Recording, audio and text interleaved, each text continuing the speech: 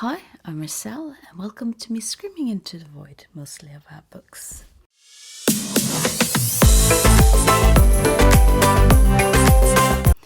I'm doing a project where I read one book from each country of the world, and for Italy, I chose an Umberto Eco book.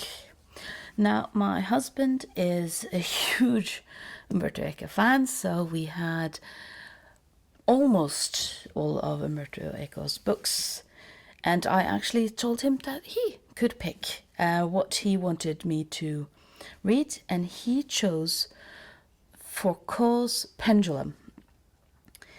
And this book is about an editor called Casabon who is locking himself into a technical museum after the closing, and he is then retelling the story of how he ended up being locked in a technical museum in Paris. I've heard good things about the book, and as you see, I should just move on. I am about a third of the way through, and there was a scene.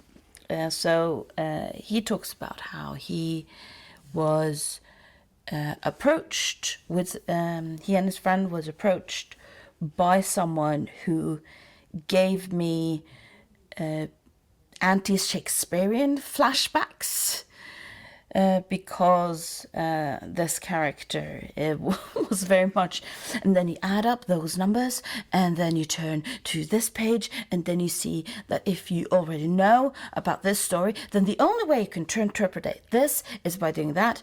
And I was going a bit mental, as I said, having anti-Stratfordian flashbacks.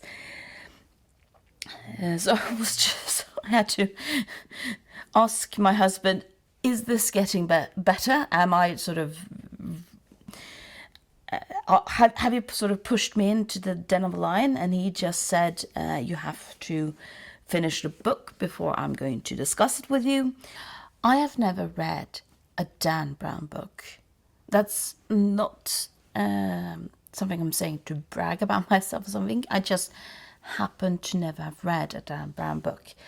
But what's interesting is that this reads like a Dan Brown book, and I don't really understand how I can read this as a good Dan Brown book. I mean, Dan Brown has a reputation of not being a good author. Umberto Eco is a brilliant author. But it's interesting that sort of despite never having read a Dan Brown book, I can still sort of, Dan Brown is such a huge part of sort of popular consciousness that I can still make the connections between Foucault's Pendulum and Dan Brown. And when I mentioned this to my husband, he did say that, oh, it's not that uncommon to sort of talk about this book as the thinking man's Dan Brown book. And what I hadn't seen before, but on the back of my edition, it actually reads an intelligent alternative to Dan Brown's Da Vinci Code. And because the book is about the Templar Guard, about Freemasons, it's a conspiracy theory, and of course that is a lot of what we know about Dan Brown books. But it's fascinating that this is so clearly, to me, a Dan Brown similar book. It's not a Dan Brown book, but it still reminds me of that. And I don't know if it's just because it's about the Templars and a conspiracy theory, or if you can sort of write is the themes and the topic that that the book is about, what's sort of making those connections, or is there something more? If you've read Dan Brown, it would be fascinating to sort of hear what is sort of Dan Brown, what makes a book Dan Brown. And especially if you've read both, I would love to sort of hear someone's real comparison. But Umberto Eco is a brilliant author. He is so clever. He has so many layers in his writing. And even though I have so many other books that I need to read and I want to read, I really want to read more of him. And maybe just start with finishing him. I have two apologies to Umberto Eco. Number one, I apologize I ever put you in the same sentence as Dan Brown. You don't deserve that. Again, I haven't read Dan Brown, but I know enough about Dan Brown that even saying you're the intelligent person's Dan Brown is an insult. And the second one is that I am so sorry for understanding so late what this book was about and how absolutely amazing the book is.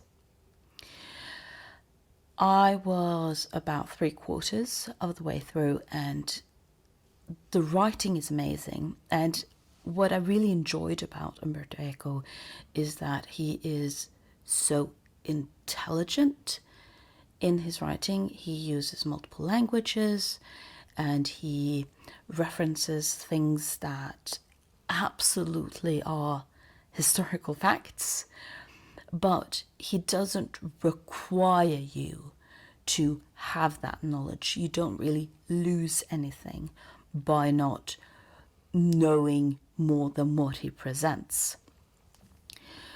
So it's a very friendly way of reading a very intelligent book.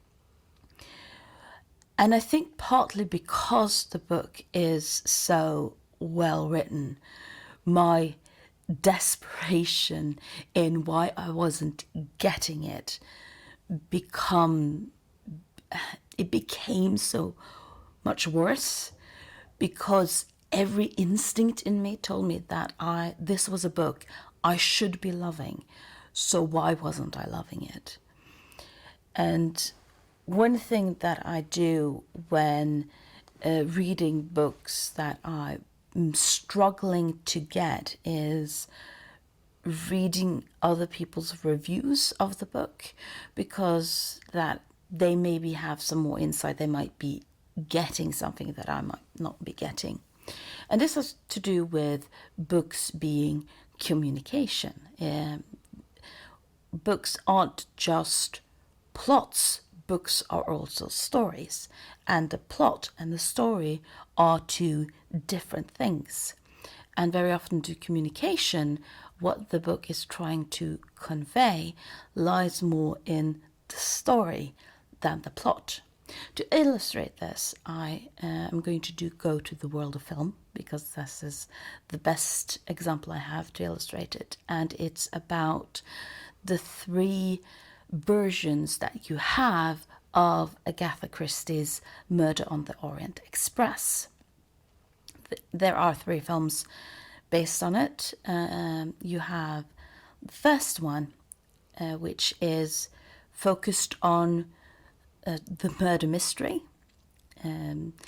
Agatha Christie's Murder on the Orient Express. If you don't know the story, and I'm not going to spoil it, but it is a murder mystery, and it's one of her more complex murder mysteries. And that's what the first one is about. It's the story of finding out what happened on the train. Now, the second one was an episode of the long-standing David Suchet TV series with Hercule Poirot. And because by this time most people knew about the murder mystery, having that as the story isn't really interesting because, well, everyone knows it. There's no point in just recreating the film. People just watch the film. So what they did is that rather than the story being about the murder mystery, it's about Hercule Poirot's relationship to the story and to what is happening. And the story is more about his ethics as a detective rather than the murder mystery in and of itself. So the plot is identical with the film and the TV series, but the story is very, very different because what they're trying to communicate is so different. And that is also one of the things that with Kenneth Branagh, loving Kenneth Branagh, I knew that film was going to be a train wreck because I kept wondering, but what could the story be? I mean, we've done the murder mystery. There is no point in having the murder mystery. We've done the ethics of it. What story is left? And I was open for maybe there being a story there that I hadn't figured out. But clearly Kenneth Branagh hadn't figured out a new story. So there is no story. Because he's not talking about the story of the murder mystery, because everyone knows it. And he's not talking about the story of the ethics. There is no story in this film. There's just a plot. So that's what I mean with the difference between a story and a plot, and the communication lying in the story. If the film or the book doesn't have a story, doesn't have anything to communicate, instinctively we don't really understand, well, what am I getting out of it? What are you trying to tell me? And this is also, you can see, to the romance genre. You don't really have to have a very complex story. You don't have to have a complex communication. It can be something as simple as you should believe in love. And that's why the American Romance Writer Association, who says that for there to be a romance book, the story has to have two elements. It needs to center a romance series, and it needs to have a happy ending, because the communication of the story is you should believe in love. That's the communication. And therefore that is a requirement. And I can absolutely question that you have to have a happy ending for the communication to be you should believe in love, but that's a different video. But going back to Foucault's pendulum and the story of Foucault's pendulum, that means not the plot, but the story, the communication. And I wasn't getting the communication. And again, this is all to do with me. And so I read reviews, and I saw a quote from a chapter that I hadn't reached yet. And each chapter starts with a quote from someone else. And chapter 118 starts with a quote from Karl Popper. And the quote states, "The conspiracy theory of society comes from abandoning God and then asking who's in his place." And reading that quote made me understand the story and the communication, which isn't about the conspiracy theory, but the conspiracy theorists. And again, Umberto Eco, I can just apologize that I didn't get that sooner. To my small defense, and this is a me thing, not a book thing, that is that the way we view conspiracy theories have changed drastically just the last few years. While conspiracy theories, mostly throughout at least my history, has been a reaction to huge events like Princess Diana dying, or the shooting of JFK, or elitist snobs not wanting to admit that they are elitist snobs.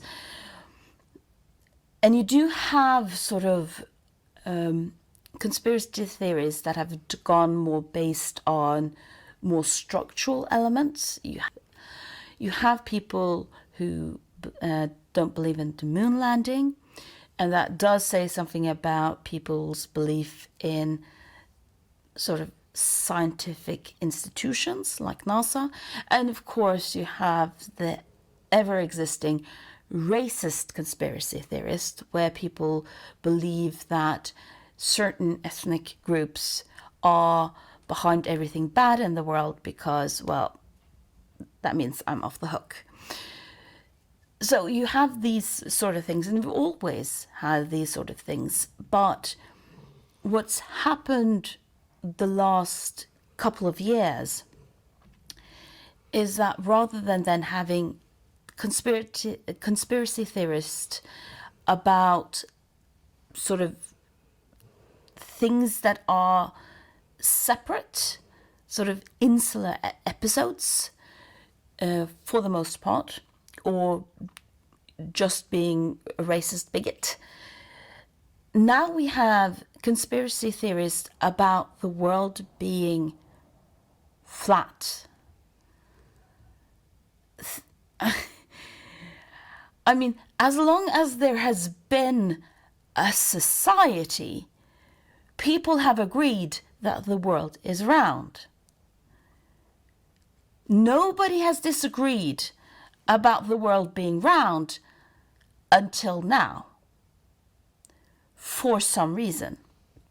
And we are out of one of the worst, to this date, pandemics of our time, and people were choosing not to vaccinate because they believed in the conspiracy theory that people were trying to kill them through the vaccines. They were putting not just themselves in harm's way, but other people, because they were choosing not to vaccinate. So rather than reactions to huge events that we, because we're human beings, can't understand just happens, that is probably one of the reasons why I struggled to read this book, to understand the book, yet probably why I needed to read the book. Because when conspiracy theories have changed and formed, understanding why that happens is so important. And Umberto Eco, genius man as it was, understood why conspiracy theories, especially those that go on how the world is structured, not just singular events, but the ever expanding aspect of the structure of the entire world. And I have to agree. And I just have to question, why isn't this a Netflix series yet? I know there was talk about a film, but you can see a film would not do this justice. But this would absolutely be a brilliant Netflix series. If you need someone to write the manuscript, I'll absolutely do my part. And I think that having this as one of the next Netflix series is so important, because it isn't just an extremely interesting story, but it makes us maybe able to discuss about not just conspiracy theories, but conspiracy theorists. how can we communicate with one another? How can we agree on things? And also, how can we help people not go down the rabbit hole? And I'm saying that as someone, I can understand, if I'm going to be honest with myself, the appeal of a good conspiracy theory. But it still needs something we need to be reflective about. And Umberto Eco, before this even became such a huge thing, because conspiracy theories are talked about much more now, he understood it in such a fascinating, interesting way. And that is also one of the reasons why I talked about apologizing for even mentioning him with Dan Brown, because Dan Brown and the book Dan Brown wrote, or books Dan Brown wrote, is sort of the things that he is satirizing in this one. And he does it in a way that he doesn't talk down to people. Or if he does talk down to people, he isn't talking down to the people who are taken in by conspiracy theory, but more to the people who are fooling people and abusing people into believing conspiracy theories. So it is a very sort of, if someone is made fun of, it's the right people who are made fun of, if you can talk about that. I can't really recommend this high enough, especially now, and especially if you are like me, who are worried about the state of the world and the state of humanity, being put into the shoes of the conspiracy theorists and trying to get an empathetic view on who these people could be and why they are drawn to these theories as they are, is such an important aspect of it. It's so important to actually understand why they could be drawn to this, just as much as how can you stop people going too down into a rabbit hole. And more than anything else, how can we get in contact with Netflix? Because of this could absolutely be a new hit series. Thank you for listening to me screaming into the void, and let me know who to contact.